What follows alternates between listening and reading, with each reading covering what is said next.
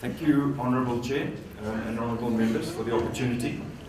My name is Darryl Hunt. I'm one of 3 partners of a small consultancy firm called Dynamic Energy Consultants. We are all 3 former Shell employees. We started our consultancy in 2007, and we've got various experience ranging from downstream oil and refining and logistics to upstream LNG power and downstream power generation. So we Sorry cover the whole of the chain. to cut you. What's the time now? 11 p.m. rather than Yeah. 10 past. Maximum is 15 minutes. 50. Thanks very much. 1-5. Oh.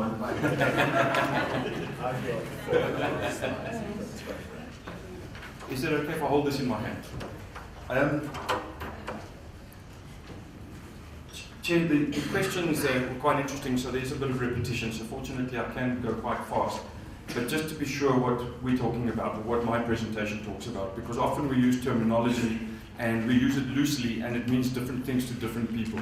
So I'm talking about natural gas, not biogas, not LPG, I'm talking about natural gas. It's a fossil fuel found in subsurface structures beneath the ground. It's comprised of methane, we've heard this already, and environmentally we've heard it's the least intrusive fossil fuel that we have because of its molecular composition. What hasn't been said so far is there's another terminology out there. It can either be associated or non-associated. If it's associated, it's found in the presence of crude oil. If it's non-associated, it's found in isolation away from oil, and it's in pure gas fields. In this instance then, it can either be conventional or unconventional, because these are all terminologies we'll hear on this voyage as we try to define gas. Conventional gas, quite simply, is you put a hole in the ground and the gas flows out. It's a relatively conventional geological formation. When it's unconventional, it's tight or alternative, and this is what we know as shale gas and coal bed methane, but it is still methane gas. LNG is just this methane gas which has been converted to a liquid state. I think Dr. De Pontis explained it with the bottle. And then CNG is merely compressed. And so just to reiterate, we're not talking about LPG, we're talking about natural gas, just so that we're all on the same definition. If we talk reserves, this is quite an important discussion as well. We talk about the Mozambican reserves, we talk about Angolan reserves. What do we mean? Well, you've got to know that it's defined according to very strict criteria approved by the Society of Petroleum Engineers and the World Petroleum Council. And you get what is called proven, or P90, or 1P reserves. And this means that you have a 90% confidence level that the reserves are actually there based on existing technology, sophisticated geological interpretation, and known economic, commercial, and political conditions. And then as these confidence levels drop, you get increasing quantities of gas or reserve, such as known as P50 or 2P, or probable reserves, which has got a 50% confidence level that the gas is there, or P10 or 3P, which is possible reserves, which mean the 10% confidence level. Obviously, as the confidence level drops, the reserve level rises. Just so we can get our head around some figures, what does 1 TCF mean? 1 trillion cubic feet of gas. It's enough to power a 1,000 megawatt combined cycle gas turbine plant at a 60% load factor for 25 years. And that's assuming 44 petajoules or million gigajoules per annum. To give you an idea, 44 million gigajoules, PetroSA's feedstock is 72 million gigajoules. So you get a sense of how much we're talking about. 1 TCF for 25 years. 1 million tons per annum of LNG. Again, this can fire the same 1,000 megawatt power plant, but at a 70% load factor at using 51 million petajoules per annum. So these are big numbers. So just the fact that we mentioned 1 TCF, it's still a hell of a lot of energy that we're talking about. When we talk about the infrastructure, we've got pipelines, we've got land-based LNG terminals, and we've got floating LNG terminals. A pipeline, Dr. De Pontis has mentioned some numbers, $1 million or $1 billion will buy about 500 kilometers of pipe, 26 inches wide, and that can transport roughly about 160 million gigajoules per annum, which is roughly what Sasol's current imports into South Africa equate to. Similarly, that same $1 billion can buy you an LNG, a land-based LNG facility, which can import about 6 million tons per annum and it's about 300 million gigajoules. Honourable Holin's not here, he asked what does that translate to. I just want to correct Dr. De Pontis, that is enough to fuel 7,000 megawatts at 60% load factor. So that's the capacity that it has. So one LNG terminal can fuel 7,000 megawatts. So it's, I mean, you think Medupi is 4,800 megawatts. It's more than it's 1.5 Medupis through one of those facilities. Floating has is restricted by its storage capability, because what you're doing here is you're taking an old LNG carrier, an old LNG ship, and you're putting regasification capability on board, so you don't need the land aspect to it, so you just float this vessel in, tie it into infrastructure, and then you feed the gas into whatever pipeline network you have. It can also be known as the car rental option, because the theory is you can just bring it, use it, and when you don't need it anymore, it can sail away. That is partially true if you have existing infrastructure, so an existing port that you can come and put the ship. However, you might need to build dedicated infrastructure to safely transfer LNG from the carrier receiving to this vessel, and then you have to build dedicated infrastructure, and that can sometimes be in the region of, for example, $500 million over and above the day rate of about $160,000 a day. So here you're seeing the infrastructure, which is a breakwater. That funny looking line is a breakwater, and then your floating regas vessel has a day rate of about $160,000 a day, but you need to perhaps build dedicated infrastructure. In some instances you don't need to do that. So it's just that we're on the same page. There are three gas infrastructure models which one can use as a basis for partnerships or for transactions, or how a gas infrastructure can play a role in a value chain. It's essentially the supply model, the merchant model, and the infrastructure model. The supply model is where the infrastructure is seen as an extension of the resource holder. So that would be an example of where an upstream developer builds the pipeline that delivers the gas to the market. Ebubesi would be an example of that. You can argue even the Sasol project from Pandetemane includes that, although there are other shareholders in that pipeline company. And basically what it does is the infrastructure, it unlocks the market access for the resource holder. So the key here is that the resource holder is using this infrastructure as a means to get to the market. And then of course, somebody is allowed third-party access to any uncommitted infrastructure capacity. Then there's another model where it's the merchant model. And here what happens is the infrastructure entity also buys and sells. So it buys its gas from the producer and it sells its gas to the market. So what happens is the infrastructure takes on a trading role, and it might not necessarily be a resource holder, and it is allowed to trade in gas. And normally these types of initiatives, the proponent or the applicant of such infrastructure, the owner of such infrastructure, would look for a measure of market exclusivity because of the risks inherent in taking on the purchase and sale obligation, as well as the ownership of the asset, which is capital intensive. We'll talk about that.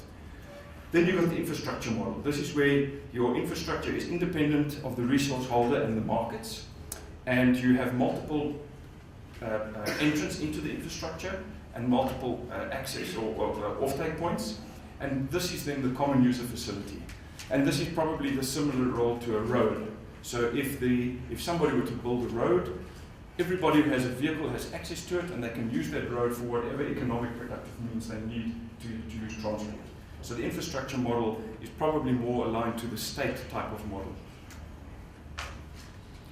If we take a glance back at 1995, what the gas and what gas projects were out there, it's a relatively limited picture. We can see the Pandetemane reserves in Mozambique, which was still an idea at that stage. That's why that's a dotted line. There was the Kudu gas to power project in Namibia, which was also an idea, dotted line, using an onshore pipeline all the way down to Cape Town for a 1600 megawatt power plant, and we can see the limited reserves there as well. We had the PetroSA gas to liquids plant, which was already operational at Mossel Bay. And then there's two other lines on that slide there, the blue network, which was Sasol Gas's network in Gauteng, using the hydrogen-rich and methane-rich gas from the Sasolburg and Secunda operations. And then additionally, that yellow line, which is Petronet's Lily line, was converted to gas such that Sasol could sell methane-rich gas into Mpumalanga and KwaZulu-Natal. That's what the picture looked like in 1995. Our democracy was 1 year old, we were working on our green paper, and eventually we formulated our energy white paper in 1998. And that's been the basis of our gas policy. And that's where we are today. That's the foundation we've been working from. So what we had was limited gas supply and infrastructure opportunities. There was a laissez-faire private sector development, ownership and operatorship of gas infrastructure based on an extension of the upstream. So you saw Sasol upstream wanting to build its pipelines. And you saw at the time there was Shell, Chevron, Texaco and Energy Africa wanting to build the pipeline down to Cape Town for their power project.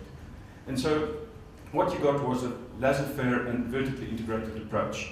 So the state was not explicitly the custodian of gas infrastructure, unlike roads, ports, sewerage facilities, etc. So the supply model was explicitly assumed, but other models for infrastructure were possible. And so you had natural monopolies linked to vertical integrated infrastructure, and this gave need to the rise for heavy-handed price and/or tariff regulation. If we have a look at what the gas infrastructure plan of the department looks like, as it was presented on 19 April 2005, we could see that there certainly was a lot of points to link nodes of demand around the country. But the key question in this instance was, well, there were many questions that remained unanswered in that infrastructure plan. Who procures it? Is it the private sector? Is it the public sector? Should it be a private-public partnership? On what's the legal basis for it? We now have an integrated energy plan, we have an integrated resource plan. Should it be left to the market on a laissez-faire basis? Should it be part of a gas master plan, which we hear is being developed? What market model for the infrastructure do we assume? The supply model, the merchant model, the infrastructure model, or some hybrid of it? Where do we locate it? Is it up to the market to decide, or again, should it be part of some form of central plan, like the gas master plan? What is the role of the state? Which state enterprise do we foresee providing this infrastructure, if at all? Under what arrangements do we do that? Is it a BLT, and that's not bacon, lettuce and tomato, that's build, lease and transfer, or a build, operate, transfer, or build, operate, ownership, boot, rent? By the way, rent is the way in which government currently is doing the IPP renewable program. So the word of guarantees was used. It's not guarantees, but there's this implementation agreement and government stands behind it. And that makes these things possible. So is this a model that we can replicate in infrastructure for gas? If we look at how the picture evolved in 2005, it's starting to get a little bit more busy. We can see now that the Pandetamane project is happening. That's a solid line. There's still a plan from Kudu. Ibobesi has come onto the radar screen. And we also see now the prospect of LNG receiving terminals, or that's what's called an LNGT. We can see two of those orange dots, one at Saldanha and one at Kucha. So those projects were around. But look at 2014. This picture's really getting busy now. There's the gas in Mozambique. There's the gas in Tanzania. We've got the potential shale gas in the Karoo. We've got coal bed methane in the northern part of our country. Not on this slide, but there's coal bed methane in Botswana. We have got now also prospects of importing LNG not only from land-based terminals, but floating storage and regas units. Those are the little blue dots. And so I argue, and I say, that supply should not be seen as the constraint anymore to our market potential. There's more than enough gas over there. And what I omitted to mention, sorry, and it's quite important, what's not shown on this slide, and perhaps other speakers will talk about this, is that in South African waters at the moment, there are the biggest companies in the world are taking positions in offshore acreage with obligations to do appraisal work in this year. And we're talking about names like Shell, ExxonMobil, Anadarko, some of the largest oil and gas companies in the world are on our doorstep with the prospects of looking for gas. So if they're around, there must be prospectivity. So what I'm saying is, what we actually need to say is not where's the gas. We need to say, what portfolio of supply are we looking for? so that we don't just have to pick the one and we're married to it for 25 years if it's, for example, LNG. So, because obviously within a portfolio of supply there are trade-offs that exist depending on what type of supply you're talking about. And I'll talk a little bit about this slide. It looks quite busy, but once you understand it, it's quite simple. Price volatility running across the top there, and I put LNG imports over there.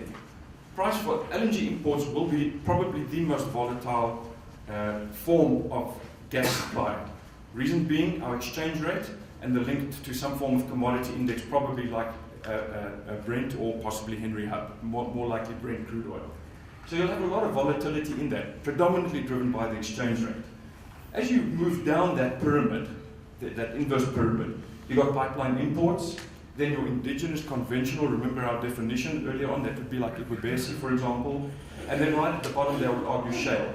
Someone could say that those two can probably sit in the same quadrant or the same triangle, indigenous, conventional, and shale, but the point is the price volatility is becoming less as we start becoming more domestic, our own gas, not the region's gas and not the rest of the world's gas. Of course, that has a profound impact on balance of payments. So you can see as well, as you move down that pyramid, your balance of payments goes from a very bad situation where you've got LNG import from, say, Australia, compared to if I'm producing my own shale, I'll probably have a positive effect on my balance of payments, not a negative effect. And depending on our regional strategies and how what policies we want to have for regional cooperation and regional development, and I also see now that the National Treasury, by sleight of hand, changed our balance of payments by including the Botswana, Namibia, Lesotho countries. But we might want to be trading with our partners, and so we can have a policy preference to import from our trading partners rather than the rest of the world. But in all instances, you probably want to do your own gas. And then in terms of affordability, so obviously you have the inverse relationship of that. I will caution here that whilst the security of supply has, unfortunately, that's the trade-off, the inverse relationship again, I put a little asterisk next to low there, with the reason being, if we go and we do appraisal drilling of our shale resources in the Karoo, of our offshore deep water resources in South Africa, and we actually do test flows, we might start seeing some very, very interesting proposals that will make us as excited as if we looked at Mozambique over there. We might even see, well, I don't think we'll see that quantity of gas, but we will see enough gas to meet our own market requirements on our own shores.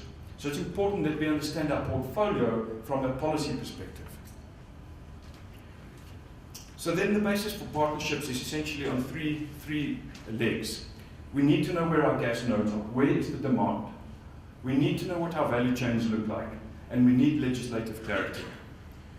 These nodes is basically saying this is my potential market as defined in a resource plan or defined in an integrated energy plan, but I now segment that geographically.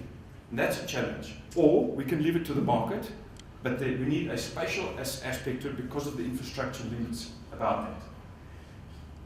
The value chains need to be defined. We need to know who are the suppliers, the infrastructure owners and operators, and who will be the off-takers at these nodes. Because, and it was mentioned earlier, you need counterparties in the chain that are willing and able to take on their obligations with the appropriate allocation of risk. The discussion from the DOE just before the lunch break was we need to understand where that risk ought to be allocated.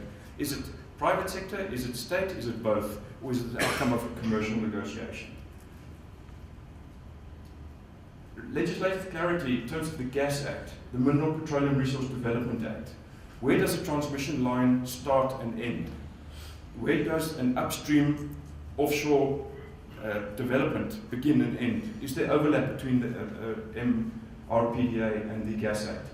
What about the Electricity Regulation Act? If there's procurement in terms of that, in terms of a Section 34 determination, should it include this gas infrastructure? Because now we've said we want to grow the market, it mustn't just be power. But if the power project owns the gas infrastructure and we allow third-party access, well, it can be pretty commercially frustrating to get third-party access if it's not technically available. We've got the National Energy Act and then the National Ports Act where we're talking about LNG infrastructure. This is what this picture could look like. These little circles are 500 kilometers long, so that's $1 billion each circle if I put a pipeline in it. the nodes, the green nodes and the yellow nodes, those are LNG import possibilities. And then your markets, most importantly, the red dots. This could be gas-fired power generation, it could be gas to liquids, it could be industrial development, and it could be gas for automotive applications as well. So there's no limit to our prospects if one looks around. If we then just quickly can go back to the regulatory environment that we currently find ourselves in. The Act was enacted in 2001, prior to pieces of legislation like the Energy Act, the Electricity Regulation Act. That's the last slide. Yes, it's true, Richard. Forgive me. So, what we have here is that the Act allows for vertical integration across the value chain, at present, the Gas Act. It does not require a competitive procurement process for the gas commodity nor the gas infrastructure, unlike the Electricity Regulation Act, unlike the Ports Act. The Gas Infrastructure Plan of 2005 has no legal or legislative standing at this moment, unlike the IRP 2010, which is a gazetted document and is the only document against which NERSA may license generation capacity. And what the Act requires is third-party access to uncommitted capacity on commercial terms. And it is also silent on the role of state, the role of the state. So the consequence are, and we can probably read through it, but the most important one I'd like to point out here are the last 1, 2, 3, 4. So the role and the identity of the SOE is unclear. Infrastructure initiatives ignore broader national planning initiatives linked to the National Development Plan, the IEP and the IRP.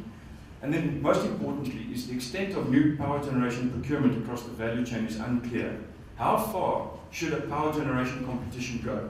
Does it include gas and the gas infrastructure? Because the gas is needed for other markets as well, and you create a natural monopoly. And then you've got issue of co-jurisdiction with Section 56 of the National Ports Act for facilities. This is just a graphical or a depiction of these overlays I'm talking about, where you can see how the value chain corresponds with legislation, corresponds with key pieces of legislation that are needed. But you can see it's quite a complex web, and therefore I argue we must get alignment of our policies, legislation, and procurement processes sorted so that we can get our gas partnerships right. Thank you, Chair. I'm Paul Taylor from Standard Bank, look after oil and gas down here. We've done a few of these before, so first of all protocols observed, it's a lot quicker.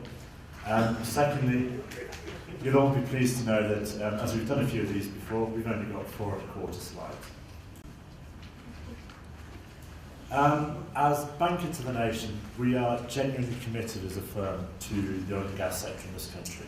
And we truly believe that this country is on the verge of a tipping point in oil and gas in South African territory, which if it's handled correctly, it's going to create opportunities for all South Africans over the next 100 years and potentially create the mining industry for the 21st century. If one looks at some of the good examples around the world of how oil and gas resources have been employed for the benefits of nationals, the Netherlands, Qatar, Trinidad and Tobago, you really see the benefits that can be handled. And maybe just to start off, give you a quick example of US shale. Pretty much the technology for dry gas was only perfected in about 2002, the combination of hydraulic fracking and lateral wells. Tight oil was only really perfected about 2007, 2008. But since then, the American shale gale, as it's called, has come in 3 waves. First of all is the reduction in energy prices, so all Americans have benefited. America stayed out the last recession. Secondly, you have the reindustrialization of America. Many companies have opened their first ever factory in America, obvious example being Apple. Thirdly, you now have benefits for American security. A good example of this is Iran coming to the table in the last few weeks. All of this is as a result of natural gas, and all within the last 12 years. So a couple of general points really to start off. I think the first thing we'd want to say is, across this whole gas piece, it's very important for the South African stakeholders to actually decide what they want to do. You know, what does success look like? If you're Heineken May, you want to win the next Rugby World Cup, but in respect of gas, what does this country actually want to do? Does it want to exploit indigenous gas? If it's there, it may or may not be. Does it want to broaden energy access? Does it want to keep prices down? What are the trade-offs? What are those objectives? What actually do the politicians want to achieve? In this country, there's a mixed track record of rolling out new sectors. You have some great examples, which were the private capital did most of the work, but there are some key roles for the state here and there. Mobile phones is a good example. Renewables is another. No one knows at this stage which way it will go, but what we would suggest, and this point has come through quite a bit already, is the need for some scenarios in the gas utilisation master plan. I think the second general point we'd make is about the regulatory philosophy. This is something that has to change over time. The example I always use is telecoms legislation. If you have the telecoms legislation of the 1980s, it's completely redundant for the smartphones you see me tapping on all the time. And it's the same really with gas regulation. It needs to evolve over time. If this country finds a lot of resources in the next few years, is it really appropriate to have a very prescriptive methodology for price setting? Shouldn't it be a bit more of a willing buyer, willing seller model? Let me give you an example. In 5 years' time, if Motsay's gas company wants to sell natural gas to Simbas Petrochemical Company in a grand project, should that really be regulated by NERSA? It's a private deal between two guys. Maybe they need pipeline capacity, but apart from that, who really cares? So turning on to the first key issue, upstream. One thing we notice enormously about the debate in South Africa is it's still not really that focused on upstream. If you look around the world at any of the oil and gas companies, their business is all around upstream, or in the jargon E&P, exploration and production. In the 80-20 principle, that's about 80% of the importance. South Africa, typically the debate is the other way around. One of the things we see in the press all the time are conventional wisdoms about global energy trends, and we've heard a couple of them this morning. America's got loads of shale gas, it will create LNG, it will flood the world and keep the price down. No, it won't. It might well save money for Mrs. Nakamoto in Tokyo or Mr. Choi in Seoul, but it is unlikely to have any effect on South Africa at all, ever. On the second one, Mozambique, Tanzania, could this have an effect? The 170 TCF in Mozambique, the 30 TCF in Tanzania? At the margins, perhaps in 10 years, 15 years' time. But what everyone forgets is timing. The Mozambique transaction is taking its time to get going. Maybe the first gas will flow in 2020. That gas will only go to the Far East.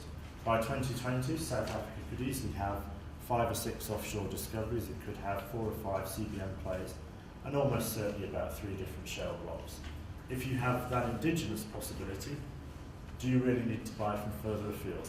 At the moment, I can't say for sure, but what we do encourage are scenarios to look at these options.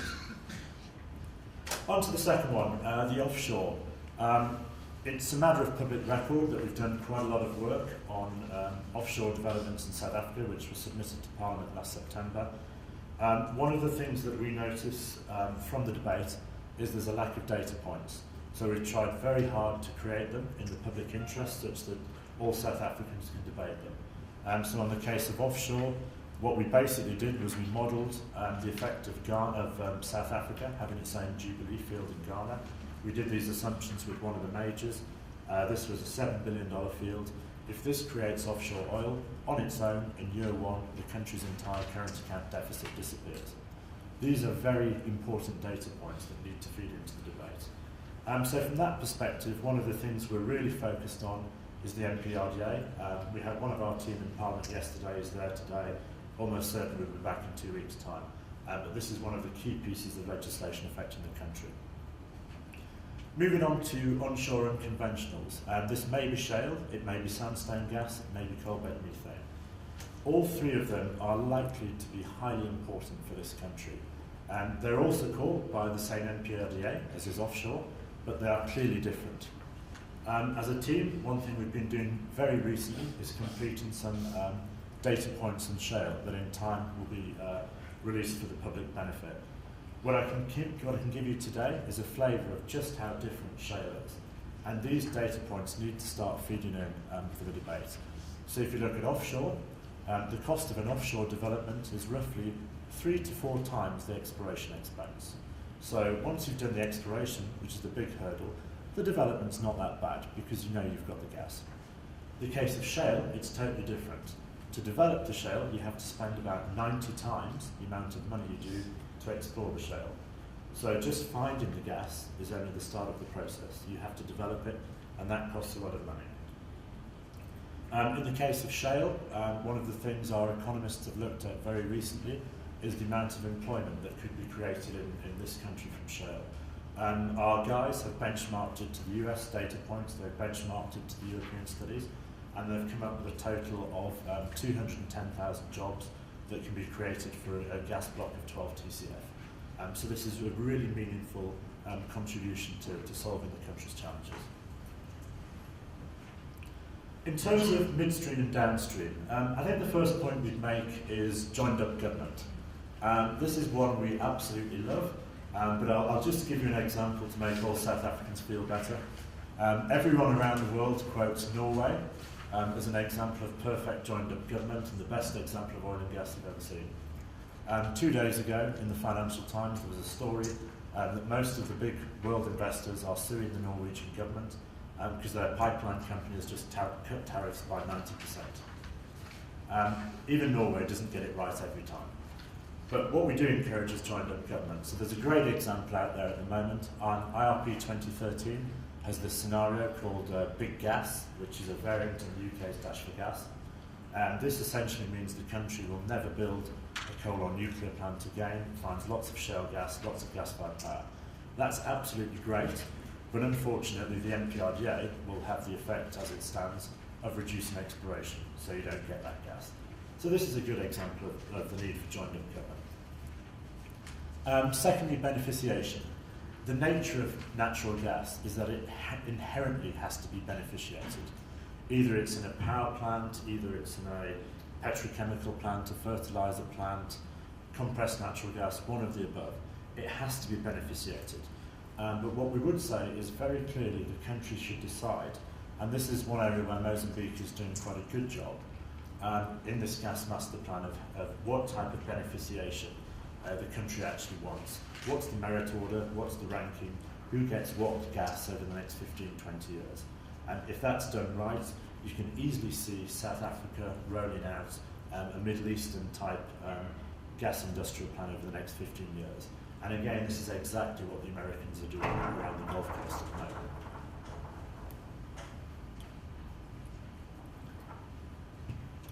Probably the third point is the issue of public-private partnerships and relationships. There is absolutely no doubt that the mixed economy is a core issue in the exploitation of natural gas. There's an absolute reality point here. South Africa is a big country. Any pipeline, for example, needs to cross loads of farms, so does any transmission line. It is highly unlikely that any private company will be building pipelines across 87 farms in the Karoo. One or other of the state entities is going to have to take a big role in that. But the issue is, how do they work together? The upstream exploration timetable and the field development timetable run at a different path, a lot of the time to SOE planning. The IRRs that the guys need are different. What are their investment timeframes? Who are their regulators? There needs to be some very smart regulation going forward. So probably what we would say is back to the scenarios already. And even today, you can have a rough guess where the offshore gas developments might be, because the guys have already applied for the licenses. Similarly, the Karoo developments, because the guys have already applied for the licenses. And these sorts of things can be workshopped by the applicable minds to get it right. What we would say, and this is the sort of stick part of it, is that oil and gas is one of the most capital-intensive industries in the world. It is very easy to see how a major shale development over time could easily cost $5 to $10 billion of capex in the ground in South Africa. The only people who can afford that investment can invest anywhere in the world. And one of the things about the oil and gas industry is no one can really predict what can happen next. Last week, Iraq is at war. This week, people can invest there. Last week, Iran has sanctions. Next year, you can invest there. You can't ever really predict. So in terms of policy making for this space, What we suggest is a very keen eye on what's happening in the other places to make sure the country's as attractive as possible. So we've just got 4 discussion points. Apologies, we couldn't get them on one slide. The first one, solve the MPRDA. This is absolutely critical. Many comments have been made by industry and interested parties, and our bank's been involved in this process as well. We're not politicians, we're not saying this is how it should be done. Like this is a political call by elected representatives. But the most important thing is to recognise what we're dealing with. Shale gas, for the sake of argument, is completely different from offshore oil and gas, which in turn is completely different from iron ore, which is completely different from gold mining. These really are separate subjects that need their own treatment in one way or another. The second one is the gas master plan and scenario planning.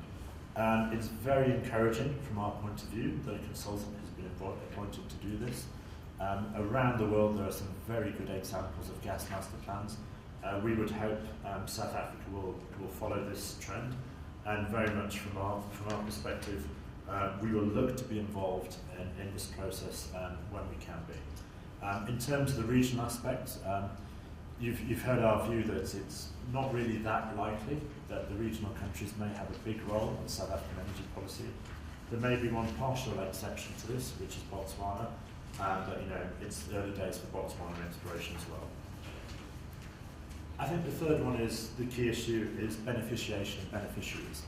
Some of these sectors, the country, if the resources are there, has a once-in-a-lifetime chance to create an economy for the 21st century. How are the proceeds of that economy going to be allocated? Is it going to be shareholding for a number of South Africans, for many South Africans? Is the benefit going to come through in cheap energy prices? Is there going to be the creation of new industries to serve oil and gas? It seems the oil and gas services industry could be an obvious beneficiary over the next 30, 40 years. These decisions will need to be made. And then just finishing off, I think the last point we'd make surrounds the industrial value chain in BEE. If the prospective resources for South Africa are correct, and if they are exploited after being turned into reserves, there will be an immense amount of money spent in this country. Again, we don't feel at this stage the data points are very well known or socialised.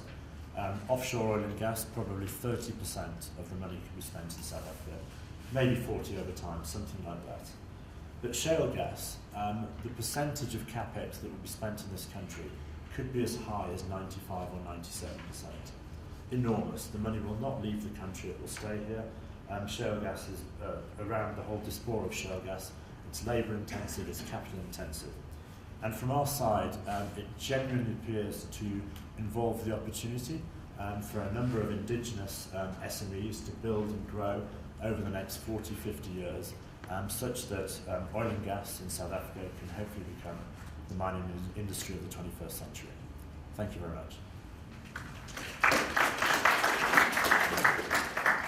Thank you very much, Mr. Taylor.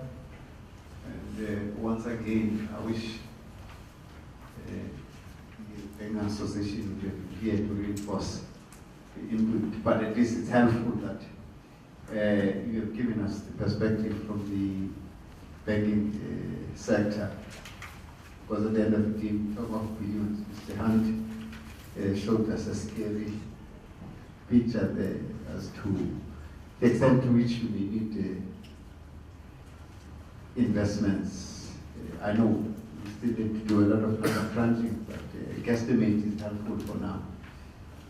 Honourable members, without wasting any time, let me allow questions for clarity and comments as well. If it could just be as brief as possible so that we can be able to break for lunch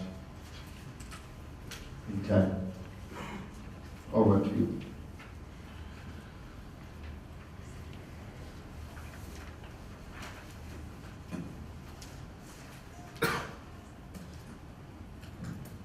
Thank you, Chair. I saw on the gas industry, there's that picture there that shows it shows Western Waterberg area. I don't know what. Can you just Slide 12. yeah, I think yes, that's the one. The names there, which are there, is the gas there in Limpopo? And I must say, I'm very, very glad and excited to hear that we are going to have a lot of gas, and we have gas, the potential of having gas in South Africa. Well, my question is only on about the shale gas. When people are fighting like this, is the drilling going to mess up the water to, like they are saying, the people are saying that that can be done. Thank you.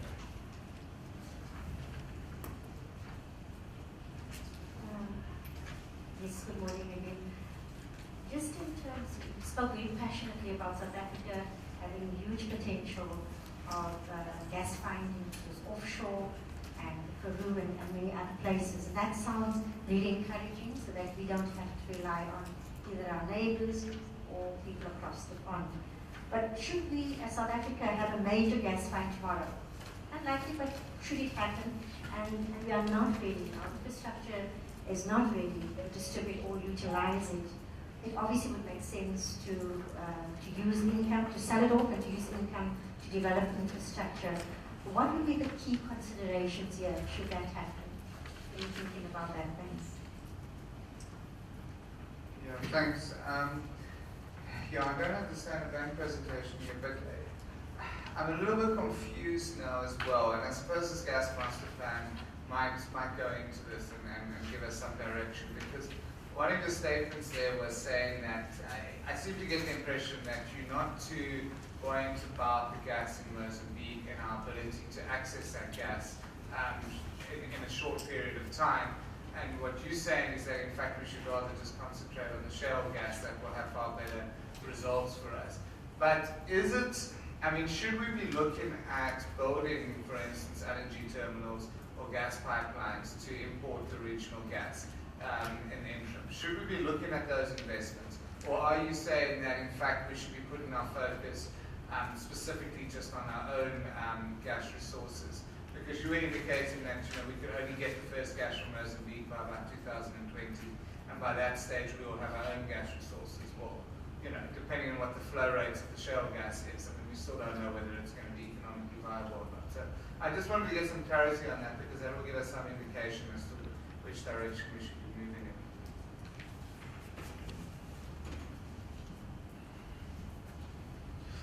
Yeah, well, Chair, I think it was on slide 8 in terms of the policy environment. The whole intention of government in ensuring that it put more restrictions and guard within the issue of the policy of the gas is to ensure that we guard against this monopoly of this thing. And I just want to understand what are the threats that are there that is maybe linked in terms of monopolized, but also do you think the legislations that we have, but also the reviews that we intend to have, do you think there's somewhere where we can change so that it can assist us as legislatures to try and put those adjustments and then prepare for the future? On the Standard Bank slide, the page where it says discussion points, that is where it speaks in terms of the beneficiation and beneficiaries. The view that I just want to have, your issue in terms of your trading equity ownership I'm trying to understand that yes, you know, we can use the BE structures, but do you think is that the only structures that can be used? Because I'm trying to look at in terms of expanding the issue of beneficiation in ensuring that cooperatives also participate, but not just cooperatives, also women empowerment structures, because they also form part of those part of beneficiation. Thank you. Okay, thank you very much, Volatility.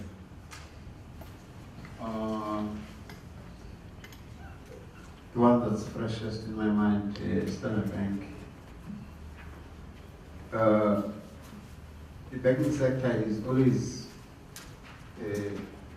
quite insistent on policy and legislative clarity. And still, in a summary, discussion points I'd like us to take forward, I assume, you have already highlighted the MPRDA. I don't want to assume beyond that, but I would like to get your view. What's your take on the current policy and legislative scenario? Remember, I qualified my question. I said banks are usually quite insistent on clarity because they want to dip their pockets, so they want to ensure that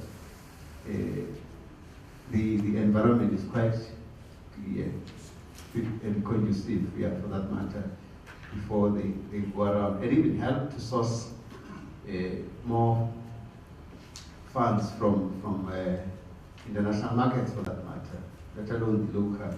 So I'm keen on that. Dynamic energy, I think your input seems to be fairly helpful, I must say, the areas that we've identified, but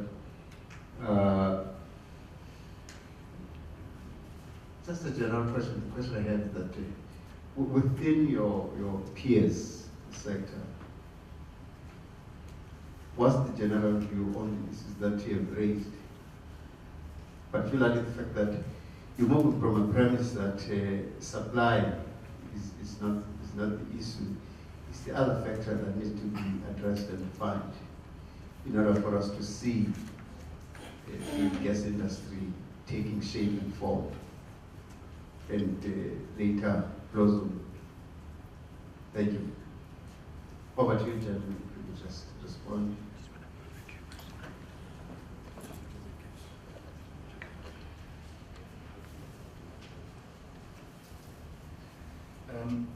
Honourable Member, yes, there is potentially gas in Limpopo.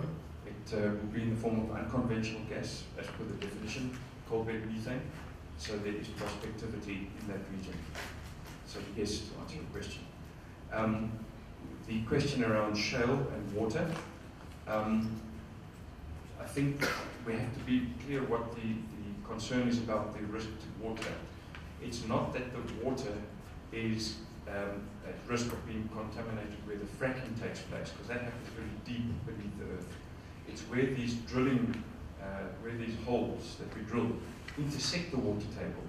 There is concern that potentially these wells lose their integrity, so that the drilling fluids then intersect the water table, and then that's where the contamination is. But that can be potentially engineered away. I'm not going to make a case for or against it. I'm just saying what the concern is. I think the real concern, though, is when you do frack, you do use conventionally water at great depths, which you then inject at high pressure. And the concern is, where's that water going to come from? So there's two water issues. Where's the fracking water going to come from? And what's the risk of contamination of my groundwater? But there is technology about, and maybe Paul can mention something about that, as an alternative to water for fracking. The question, what if we don't find the gas? What are the key infrastructure considerations now? I think this is the dilemma I would hope that the team developing the gas utilization master plan are grappling with, because the answer is not easy. Because indeed, when you commit to an infrastructure, it's a massive commitment. I showed you the dimensions. It's $1 billion for 500 kilometers of pipe, or it's $1 billion for one LNG import terminal. You know, we can't get that wrong. We need to know where the supply points are. In fact, I would argue it will take a very brave person to develop infrastructure before they know where the supply is coming from and before they know where the market is. And if I may just go a little out of sequence, it's the answer to your question, Chair. You know, supply is not the problem. I argue. I say it's commitment to a market that's the problem. Policy clarity, how much gas? Look at our renewable policy and look at the success that it's yielded us, because there was a commitment to the policy and what we wanted. We had a very clear vision for renewables. We had a similar position with nuclear, but I think the jury's out now recently as to the affordability of that. But there was a very strong vision for our nuclear future. And that's not quite there for gas. And I understand why, because the question always has been, where's the supply? But I hope people are coming around now to see there's enough supply. There's more than enough. We need to unlock that upstream position, and Paul will talk about that, and then I think these things will happen. Supply shouldn't be seen as the constraint to the opportunity. So I'm answering your question, Chair.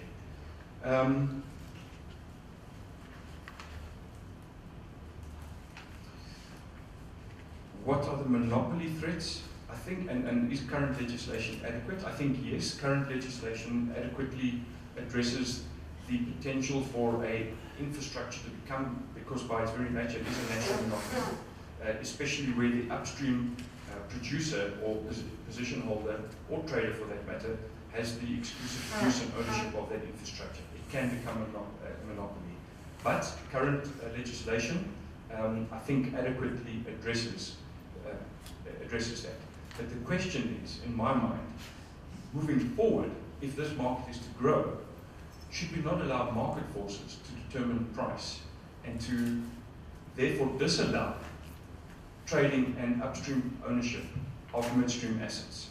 So your ownership of infrastructure becomes an enabler and not the sole purpose for market participation, if that makes sense. And this is exactly what's happened in European legislation and in American legislation. Upstream reserve holders and traders are not allowed to be invested in infrastructure. It's the same logic we have with the ISMO bill at the moment. We want to strip the wires out from Eskom to stimulate competition. It's exactly the same logic that you just said. It's not a wire, now it's a pipe or an LNG terminal. I think I've covered everybody. If I've missed somebody, please. There was two were similar in terms of infrastructure, and if we get it wrong, that I said, I hope that's been addressed in the... There's always lunchtime as well. Exactly. Okay. Thank you. I won't repeat the bits Daryl's done. On the case of water and shale, the gas line type scenarios, it's a movie, the same sort of movies are. And that one is mainly about gas that lay near the surface and wasn't mixed in water. But there are 2 or 3 cases from the sort of early days of shale where water contamination did happen. I think the point there is that's the same as any other industry in the early days. You know, what coal mining probably was 100 years ago. So you've got around about 10,000 wells a year being drilled in America by highly reputable people with immense innovation. And you know, the way America works, guys are making billions of dollars by doing this thing more safely and faster than others. I think from talking to people, by the time South Africa starts to frack in, for the sake of argument, 2 years' time, I think there'll be a reasonable prospect that not very much water might be needed at all. Certainly some of the people we talk to are actively thinking about fracking with LPG, liquefied petroleum gas, which would materially reduce the amount of water you need, end of story. On the case of Mozambique and what needs to be done and those sort of things, I think the real point here is countries need to know what indigenous resources they have within their geographical territory. You know, Mozambique didn't know it had all this gas at the top of Mozambique until it issued licenses in 2005. Guys applied for them, they drilled a well in 2010. It was like, wow, this country's got loads of gas. And much the same point really applies to South Africa. South Africa still doesn't actually know what it's got. You have a whole bunch of majors who've got lots of big balance sheets, so by definition they've done it in lots of places around the world. They think the stuff is here, but they don't know. So So my policy suggestion would be to accelerate the gaining of knowledge of indigenous resources, such that the country can make the right policy calls as to whether it needs pipelines or LNG terminals or whatever it is. I think the role model I would look at here, and this is a seriously radical one, is Kenya. So if you look at what Kenya has achieved in the last 2 years from an upstream perspective, it's absolutely phenomenal. So Uganda found its oil in 2005, broadly speaking, it messed around for about 5 or 6 years, till the last year to get it into development. Kenya, through Tullow and Africa Oil, have done 5 or 6 wells in inland Kenya, all of which have been successful. There is absolutely no doubt that probably of all of the East African countries, Kenya will be the first one to produce oil. And why is that? Because they've gone hell for leather in achieving it, so they know their indigenous resources. So consequently, the Kenyan economic prospects today are a whole lot better than they were 3 or 4 years ago. And just the last data point on this one, I'm not sure how many people in the room actually know that 2 offshore wells have been drilled this year in South Africa. So the first one by Total and CNR, probably in May, June, something like that. That's only 100 km south of PE. If these guys find, for the sake of argument, gas or oil shows, and from our point of view, probably all hell will break loose. It will be the same thing as Mozambique had in 2010 as an issue, even if the numbers are completely different. And then you have Shell off the west coast at the end of the year. So the stuff we're talking about now is quite potentially nearer than people think. The question from the end about types of beneficiation. You're absolutely right, sir. I mean, from our perspective, the SA approach was traditionally focused a bit around ownership and what's generally known as PE stakes. What we're hoping and what we're seeing is a broadening of participation in indigenisation. Community benefit, community entitlement to revenues, shareholding. This is something we're hoping to see on a shale gas. The UK, for example, has said the local communities will benefit. The South African Renewable Programme had communities within 50 k's benefiting. It's easily possible to see requirements on local content for expenditure and also local jobs, skills development, management and so on. And very much from our perspective we would hope to see that, such that if the country does have resources it will develop them in the right way and not end up, this is obviously an extreme example, the Niger Delta type situations. Then the last question from the chair was just about, he obviously hears us loud and clear that we're not too keen on the MPR yet, but what are the policy legislation things would we think about? I think from our side, what we would encourage is smart policy making. So this is policy making that actually responds to developments that happen. A very good example of this is IRP. So if you look at the first draft of IRP 2010, the approved draft, and now IRP 2013, they're absolutely worlds apart in terms of their intelligence, in terms of how they assess scenarios, and also their data points. They're not yet perfect, but they're very learning documents. So probably what we would suggest in this space is to have, cross-functional teams within the ministries, because we don't think it's one ministry, it's DTI, it's DOE, it's Treasury, it's DMR. Have effectively a unit that looks very carefully at what needs to be done.